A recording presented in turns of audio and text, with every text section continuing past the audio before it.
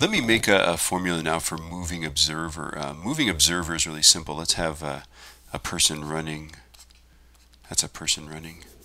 And here's the sound, right? You know, the waves are going like this, right? And they have some actual wavelength there, right? Okay. And the person is going to run toward them. The sound is going this way with the speed of sound. This person is running that way with the velocity of the observer, or the University of Oregon, whichever one, right?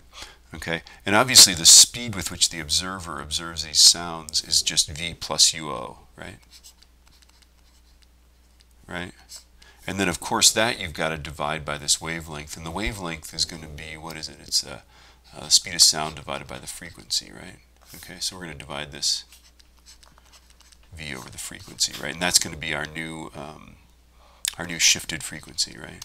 Is going to be the speed that we're going divided by the wavelength, right?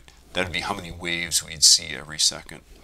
And then obviously I can just flip this around and I can write it this way, right? I can put the f up there, right? So that equals f times left parenthesis v plus uo, right? Divided by v like that, okay?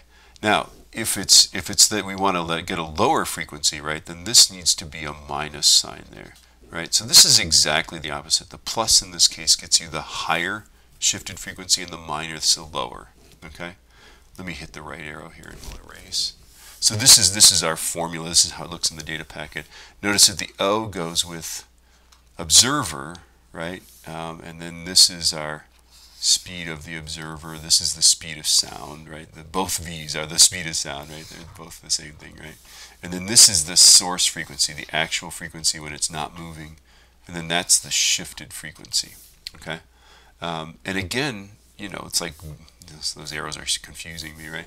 Okay, just remember that closer is higher frequency, right? And farther is lower, right? So you just look at the situation. Are you getting closer? Are you getting farther, right? And then that determines whether you use the plus or the minus, okay?